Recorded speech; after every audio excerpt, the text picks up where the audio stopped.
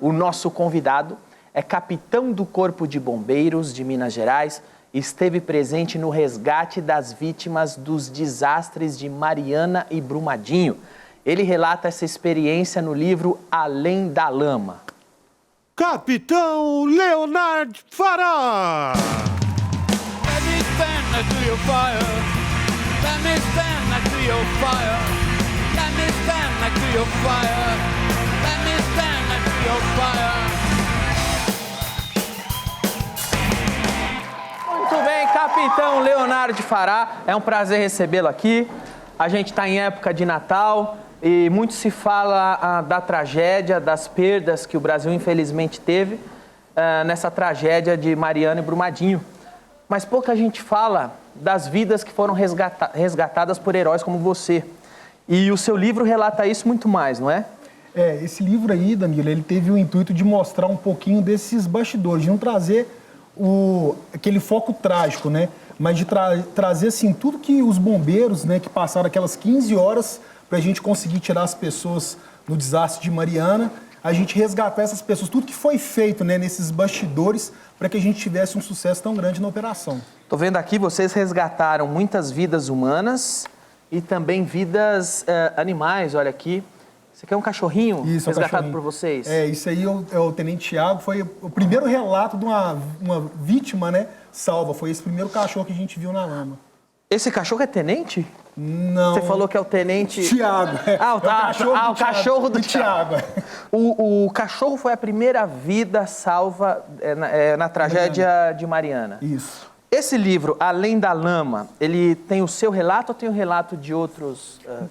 Ele é o relato de vários bombeiros que participaram dessa operação. Então, não só o meu relato nessas primeiras horas, mas o relato de pessoas que estavam, por exemplo, do outro lado da cidade, de militares que estavam dentro do helicóptero. Então, a gente tentou fazer de várias óticas, né, para que eles conseguissem entender o que aconteceu nesse desastre. Você participou dos dois resgates, o de Mariana e de Brumadinho. Isso, dos dois. Nesses dois, tanto no de Mariana, em Brumadinho eu estava de férias e eu fui acionado. Mariana foi 2015, né? Mariana foi 2015. E Brumadinho foi agora esse dia ano. 25 de janeiro desse ano. Quantos morreram em Mariana? Em Mariana foram 19 mortos e nós encontramos 18. Uma vítima a gente, infelizmente, não encontrou até hoje. Puxa vida. E Brumadinho? Brumadinho, a gente tem 270 e estamos com 13 que a gente chama de joias, né, desaparecidas aí, que a gente luta até hoje para tentar dar esse conforto para as famílias. Imagino que em época de chuva, sabendo dessas tragédias recorrentes no Brasil, a época de chuva é a época que vocês ficam mais alertas? Olha, assim, o bombeiro, né, a gente fica brincando que quando não está na água está de fogo, né? Porque no período de seca queima muito local, né? A gente muito incêndio florestal. Então, assim, não tem uma época que a gente trabalha mais. A época de chuva é tão trabalhosa, faz tantas vítimas quanto a época de seca? Sim, porque tem muitas vezes que a gente vai no interior do estado, ou até que a seca devasta todo o pasto, às vezes queima nascente de água e muitas pessoas sofrem com isso. Então não é só perda de vidas, né? Tem muitas pessoas que elas deixam de ter uma esperança de viver quando perdem os seus bens materiais também, ou fazendas que são queimadas. Mas em termos de vítimas mesmo, no período chuvoso, por conta dessas tragédias, faz mais vítimas. Mas essa tragédia de Mariana não foi por causa da chuva, né? Não foi por causa da chuva. Foi a barragem que rompeu. Apesar de estar no período chuvoso, não tinha nada a ver com a chuva. E não é revoltante isso? Quando vocês chegam lá e descobrem, olha, é o seguinte, foi a barragem que rompeu, não foi nem desastre natural, e isso vive acontecendo. E assim, não foi o primeiro, né? Foi negligência. Em 2014 a gente teve um desastre também de barragem, que foi pouco falado, que foi em Itabirito, que rompeu a barragem. Foram 3 pessoas que foram vítimas fatais. E aí 2015 de Mariana e agora de 2019 mais uma, né? Você só atua em Minas Gerais ou em outros lugares? Não, o nosso batalhão especificamente já atuou em apoio no Rio de Janeiro, a gente já foi para Moçambique. Moçambique? Fazer o que lá? A gente foi num ciclone lá. Cara, agora, vocês, brasileiro, não têm experiência com terremoto, ciclone, maremoto, mas não é uma coisa recorrente no Brasil. E como que vocês prestavam socorro num caso de ciclone? Em Moçambique foi bem peculiar, porque lá fala português. Então eles estavam precisando de equipes internacionais que conseguissem fazer o salvamento. E o ciclone no primeiro momento é muito vento, mas depois vem inundação. E a gente tem experiência com inundação. Então, por isso que a gente foi para lá, porque a questão de salvamento e inundação é uma prática muito recorrente do nosso batalhão, de Minas Gerais mesmo, né? A gente tem esse problema, São Paulo tem esse problema de inundação, e a gente treina bastante para isso. Em Brumadinho veio uma ajuda de Israel. Sim. Eles realmente ajudaram? Porque eles também não têm experiência com esse tipo de desastre. Isso. Na verdade, sim. Fez a diferença? Fez, porque a questão... Como eles trabalham muito com guerra e o desastre, ele se assemelha muito à guerra. Então, principalmente a gestão deles, como eles gerenciam a ocorrência... Como eles gerenciam o caos. O caos ajudou muito a gente. Da gente saber fazer uma metodologia melhor do que a gente já fazia. Então, não é só questão de equipamentos. É como se trabalhar num desastre, como eles têm uma experiência muito vasta, né, na questão de guerra, ajudou a gente demais. Aqui no Brasil, quando tem um desastre, quando tem um acidente, a primeira coisa que a gente fala é mulheres e crianças primeiro. Nossa prioridade é salvar mulher e criança. A gente, assim, aqui no Brasil, é uma realidade. Isso funciona ou é só um ditado? Na prática é assim? Não é. Na prática não é assim. A gente vê as vítimas mais graves e tem chance de sobreviver. Porque em muitos momentos as vítimas estão tão graves, elas têm tanta pouca chance de sobreviver que a gente tem que deixar para o segundo momento. Mas, assim, em Moçambique, por exemplo, é diferente. Lá a gente ia para a comunidade para levar ajuda humanitária, água, comida, e a nossa tendência era dar para as crianças, para as mulheres. E lá não. Lá eles falavam assim, olha, não. Primeiro é o pai da família. Depois é o irmão mais velho, porque é uma lei de sobrevivência mesmo. A criança, o bebê lá, é por último. Porque as mulheres têm 15 filhos para que 5 sobrevivam. Então, assim, é uma realidade muito chocante para a gente. Quando a gente tinha que pegar a nossa água e dar na boca das crianças. Mas não é estranho quando você vai dar a ajuda, quando você vai prestar o socorro e dar ajuda, chega um marmanjo e fala, não, eu primeiro, prioridade sou eu. Mas é cultural. Assim, não tem como a gente quebrar essa cultura de um primeiro momento. O que a gente fazia? A gente dava uma água e falava, não, essa água é minha. A minha água eu dou para quem eu quiser. E aí eu dava para as crianças. Mas se eles entendiam que a água era da ajuda humanitária, porque na cabeça dele, o pai e o irmão mais velho é que vai defender as crianças de... Eles precisam estar saudáveis para defender a família. É uma realidade totalmente diferente. Mas você falou uma coisa assim, que quando você resgata, vocês, né? Resgatam vítimas que têm pouca chance de sobrevivência, ela vai para o fim da fila. Isso. E que vocês colocam no início da fila aqueles que têm mais chance. É uma escolha difícil de fazer, hein? Ela não é fácil. Assim, muitas vezes a gente tem que deixar um pouquinho a emoção de lado. Você não pode pensar muito. Não dá. Não, a gente tem técnica para isso, né? Existe sistema de triagem, já que a gente faz isso. Então, é um pouco frio falar dessa maneira. Mas a gente vê assim, olha, essa vítima, por exemplo, está em parada cardiorrespiratória. É muito difícil de uma vítima voltar. Não é impossível, mas é muito difícil. E tem uma outra pessoa que está com sangramento intenso na perna. Essa vítima, apesar dela ter uma lesão que pode levar ela a óbito, ela tem mais chance do que a vítima que está em parada de cardiorrespiratória. É uma estratégia de guerra. De guerra. Um hospital de guerra é assim. O hospital de guerra, o médico passa, campanha, né, de guerra. Esse aqui está todo estourado, a prioridade é do outro que vai viver. Exatamente. O sistema de triagem, que a gente chama, é exatamente para isso, para a gente priorizar as vítimas que têm mais chance de sobrevida. Agora, antes da gente voltar a falar de Mariana, que é onde o seu livro foca especificamente, vamos falar de fatos curiosos da sua carreira. É verdade que você já resgatou uma criança? Já.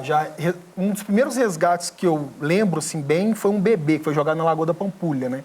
Um bebê? Um bebê. Foi em 2006, foi jogado na Lagoa da Pampulha, em Belo Horizonte, e foi o primeiro resgate que eu lembro, assim, de maior comoção, que eu vi que dava para fazer diferença na vida das pessoas. Da Lagoa? Na Lagoa. Foi jogado na Lagoa. Como ele chama? Moisés? Não. Se eu achasse o neném, o nome ia ser Moisés, certeza. Eu acho que é Yara. Yara? É. Que é a rainha das águas. Das águas. E ela tá bem... Sobreviveu, né? Assim, a gente não tem muita notícia, né? Mas as notícias que a gente teve depois que ela foi chamada de Yara... Você já se apegou a alguma vítima que você se emocionou tanto de resgatar, que acabou se apegando e quis saber notícias depois? Assim, a gente age muito com a razão mesmo. Acho que a vítima que eu mais me apeguei mesmo, que tava no fundo do poço, é minha esposa. Acho que eu tirei ela do fundo do poço. Sério? Eu Como já assim? sabia, viu? Você tirou ela do poço? Não, assim, Ah, bom. não. Uma piada. Ah, bom. Ai, caramba, sua esposa chama Jéssica? Você lembra desse filme? Não, a gente O tem Resgate de Jéssica. A gente treina essa ocorrência no curso. No Resgate de Jéssica? A gente faz um tubulão, coloca um bebê no fundo e faz o mesmo treinamento do Resgate de Jéssica. Que história é essa que você já salvou o Superman? Já. Essa ocorrência foi o seguinte, eu era soldado ainda, e aí entrou um chamado de um acidente automobilístico. De madrugada, por volta de 3 horas da manhã. E aí a gente saiu na viatura e tudo, quando a gente tá parando com o carro assim, a gente vê um cara todo de vermelho no chão. E quando a gente viu o camarada, a gente desceu da viatura, o cara tava vestido de super-homem mesmo. Aí eu falei assim, cara, o que aconteceu? Ele, pelo amor de Deus, não rasga minha fantasia. Eu falei assim, não, cara, eu tenho que olhar como é que tá seu braço aí. Eu falei assim, mano, o que aconteceu, cara? Você bateu num pó de kriptonita? O que você arrumou aqui? Ele falou assim, cara, eu tô voltando de uma festa, bati o carro e tô com o braço doendo demais. E foi engraçado, quando a gente chegou no hospital, a gente tinha cortado a fantasia dele, né? E a gente chegou com ela só até a metade, o médico perguntou, quem que é isso aí? Isso é o Homem-Aranha? Eu falei, não, esse é o Super-Homem. O Homem-Aranha tá preso no alto do prédio, a gente pega ele daqui a pouco. Qual foi o lugar mais estranho que você foi atender um chamado? O mais estranho foi um senhor que ligou pra gente e ele falou, cara, tô precisando de vocês aqui, eu tô com um problemão no meu carro, tô acidentado. Bom, tem coisas mais estranhas, por gato em árvore. A gente atende gato em árvore. É verdade essa história? É verdade. Que a velhinha liga, meu gatinho tá na árvore. A gente tem vontade de falar assim, a senhora já viu algum esqueleto de gato no alto da árvore? Não tem, mas... Se ele subiu. Mas a gente direto é chamado para gato em árvore. Mas esse caso especificamente... Como é que tira gato da árvore? Com a escada? Escada, sobe lá, torce pro gato não te arranhar e tira o gato. Mas acontece muito. Agora, uma ocorrência muito estranha foi um senhor que ligou pedindo resgate, mas na verdade a aliança dele tinha caído no bueiro. Ele falou, cara, isso é caso de vida ou morte. Se eu não conseguir chegar com essa aliança aqui, minha mulher me mata. E a gente foi e tirou o bueiro com a alavanca para pegar a aliança dele e devolver para ele. É verdade que você já foi socorrer fogo em motel? Já. Por que pegou fogo? Tava queimando a rosca lá? Eu não sei o que tava queimando, não, mas assim... Papai não entendeu. Ô, menino danado. O que estava acontecendo é que começou a sair fumaça demais, eu acho que da caldeira, e aí a gente entrou e teve que ir arrombando a porta dos quartos. E aí a gente teve que arrombar a porta de um quarto que o casal não estava sabendo o que estava acontecendo, não. Aí entrou 2 bombeiros no quarto, assim, o cara ficou meio assustado, falou assim, velho, tá pegando fogo. Ele achou que era festa, achou que a mulher que chamou, os caras vestidos de bombeiro. Aí saíram enrolados no lençol e foram embora do motel. O pau do cara era grande, deu pra ver? Não deu, tava enrolado, bicho. Tá certo. Tava enrolado, era um carplano. Agora fala pra mim, como é que foi atender... Mariana, você é de Belo Horizonte. Isso. Mariana é meio longe de Belo Horizonte. É longe. Quantas horas longe? De carro vai dar umas 2h30, mais ou menos. Se tiver com a estrada tranquila. Que é um tempo infinito pra quem tá prestes a morrer. Isso. Como eu já sabia da distância, a gente decidiu mandar umas viaturas por terra e a gente foi de aeronave. Então, quando a gente chegou lá, a gente foi por aeronave. Por saber que era longe, nós fomos em 2 helicópteros. E quando a gente chegou lá, a gente não entendeu direito o que estava acontecendo. Porque a gente via as casas todas soterradas, né? Só viu o telhado das casas, caminhão sendo arrastado, era assim. E quando você chega num lugar como esse, onde o que você encontra é o caos, o que você encontrou foi... tá tudo arrasado. Você só encontra uma terra devastada. Qual é a primeira atitude que você toma? Por onde você começa? Aquela história, pessoal, fudeu, né? O que eu vou fazer aqui? O que você faz? Na verdade, assim, tinha um campo de futebol e tinha algumas pessoas acenando pra gente, pedindo por socorro. E aí a nossa decisão foi não pousar lá, porque a gente via que estava descendo mais lama. A gente decidiu seguir a lama para ver se ela não ia atingir outra cidade. E foi aí que a gente foi, num segundo momento, um outro distrito que a gente viu, que é o distrito de Paracatu. E quando a gente começou a sobrevoar, as pessoas estavam acenando pra gente também. Só que nesse momento elas estavam acenando pra gente sorrindo. Elas não sabiam o que estava acontecendo. E aí a gente decidiu pousar nessa cidade, mesmo com o risco da lama vir atingir a gente. Pra avisar, para de sorrir e dá o fora. Porque assim, e a gente teve que levar elas pro alto cemitério, que é o lugar mais alto da cidade. Era no cemitério, tipo, Se morresse, já tava lá também. Se morrer, já vem. Já tá todo mundo aqui, a já gente tá tá todo junto mundo com aqui. vocês. Que doideira. Então, a primeira coisa que vocês fizeram foi impedir que novas vítimas acontecessem. Isso. Impedir novas mortes. Exatamente, ver quem Depois- tem mais chance de sobreviver. Depois vocês vieram voltando. Nós voltamos para Bento Rodrigues, que era a cidade que tinha sido E atingida. quando vocês... Tá bom, vocês já tiraram, evacuaram a área e depois vocês estão de novo na terra devastada. Qual a primeira coisa? Olha, primeiro a gente tentou ver se tinha pessoas para serem resgatadas. E a gente tinha pessoas ainda que estavam sendo arrastadas pela lama. Conseguimos tirar algumas pessoas. Como faz? Vocês saem gritando, tem cachorro farejador, vocês saem cavando, no feeling? Não, geralmente assim, olha, no helicóptero é muito difícil de você ver, porque a pessoa fica toda suja de barro, então você não consegue ver. Mas já chegou, alguma pessoa conseguiu ser vista do helicóptero? Conseguiu, a gente resgatou uma mulher que estava sendo arrastada pela lama. E um militar, eu até conto no livro, um militar que estava com a gente, fez um pairado e arrancou ela com o braço da lama e levou pra dentro do helicóptero. Que demais, cara. Mas como que vocês conseguem identificar um corpo? É pelo movimento ou pela cor? Olha, geralmente a pessoa está viva, a Lá gente do consegue alto. ver porque ela está movimentando. Então o helicóptero faz o que eles chamam de voo de guerra mesmo, né? Faz um voo muito baixo para que a gente consiga ver as vítimas.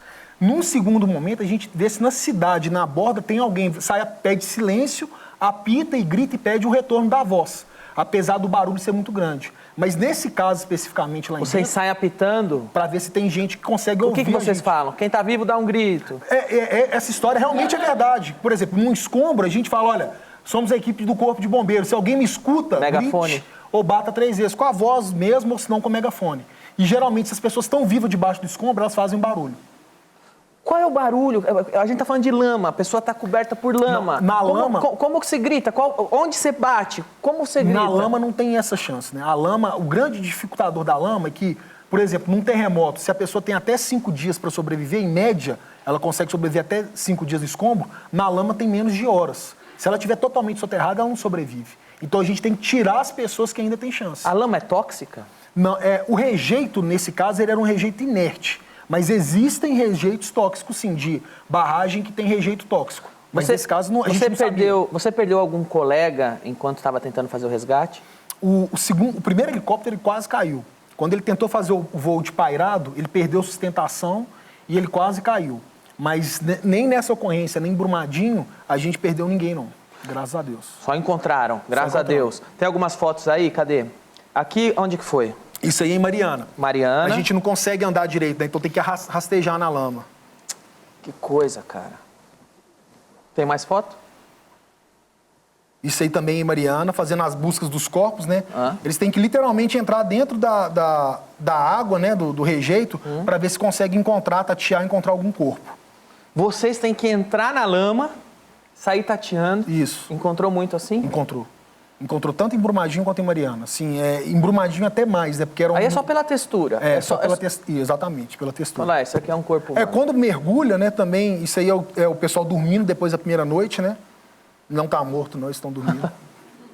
Quanto tempo é o turno em uma situação como essa? Não tem hora de chegar, não tem hora de sair, não. É até ficar esgotado e falar, vai nessa. A gente trabalha com revezamento, né? 7 dias tem que ir embora. Aí vai uma outra equipe. O que é isso? Olha o carro.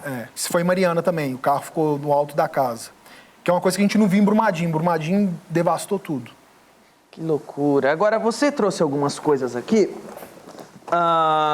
São equipamentos que vocês usam no resgate, é isso? É. Vamos ver aqui.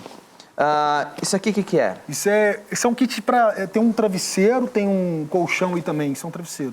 Esse é um travesseiro? É. Mas esse é para vítima ou para vocês? Não, isso aí é para quando a gente tem que passar a noite, né? Quando a gente tem que passar a noite, aí a gente tem o travesseiro, isso aí é como se fosse o cobertor, né? É uma manta? É uma manta, isso. É térmica? Térmica. Ok. Um travesseiro é travesseiro de ar, certo? É. Para vocês, aqui a manta, certo? Manta, isso. Esse aqui, o que é? Isso é o colchão. É um colchão inflável, um isso. colchão inflável.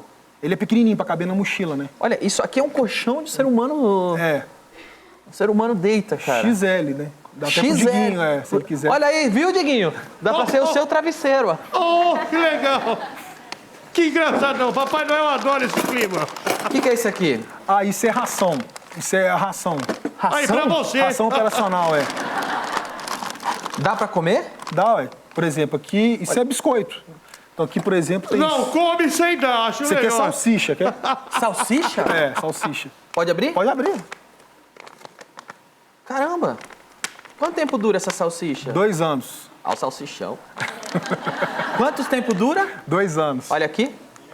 Uba! Por que isso é engraçado, hein? Posso comer? Pode.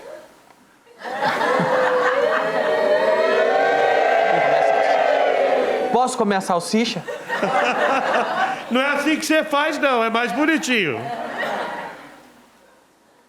É boa? É, não, fala ração, mas é comida mesmo, né? É porque ela conserva por mais tempo aí dentro. Boa. Essa é pra vocês. É. Se a gente, por exemplo, em Moçambique, a gente... Isso Que é isso aqui? Arroz. Arroz. E aqui? Deixa eu ver. Esse aqui é estrogonofe de carne. Se a pessoa tá presa e não consegue sair da lama, mas fala assim, eu sei que eu vou morrer. Eu sei que eu não tenho chance. Mas como último pedido, eu queria um estrogonofe de carne. É. Você dá isso aqui de canudinho pra Dá, ela? pode. Mas tem carne aí dentro também. Tem que esquentar? Não, assim, não precisa, né? Mas a gente come frio mesmo. Se der pra esquentar, esquenta. Estrogonofe de carne. Esse aqui? Deixa eu ver. Esse aqui é frango com legumes. Frango com legumes. Cafezinho. Bebida de chocolatado. Muito. Tem água em pó? Não tem água em pó. Que é pra fazer? Você mistura com a água, dá uma Não, mexida. a aí. gente tem 2 maneiras da água, né? A gente pode ter o purificador de água. Olha, tem isso não foi o humor cloro. inteligente, isso foi pergunta séria. O que é isso aqui? Isso é um purificador de água. Como funciona? Põe a boca aqui?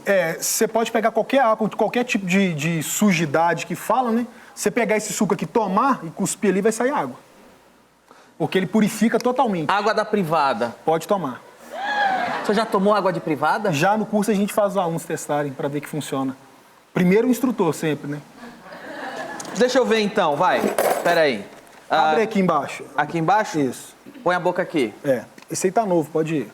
E aí eu pego aqui, certo? Isso. Tem a caneca aqui, caneca limpa, certo?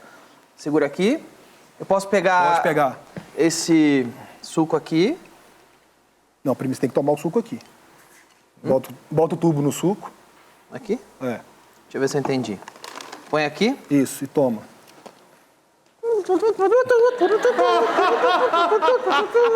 Bravo! Obrigado. Viu o que eu fiz? Foi isso aí.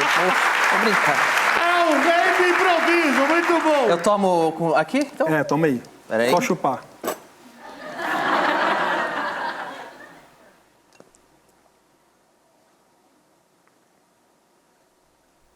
E agora? Não veio? Pode ir que vai ir. Uma hora vai.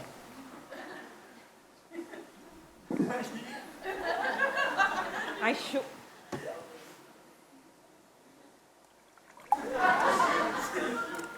Não chupei direito? Chupou. Saiu mais claro, né? Mas é que essa daqui é suco concentrado. Mas olha o gosto. Mas tá bem mais claro. É verdade. Ele limpa 99% das impurezas. Muito bom.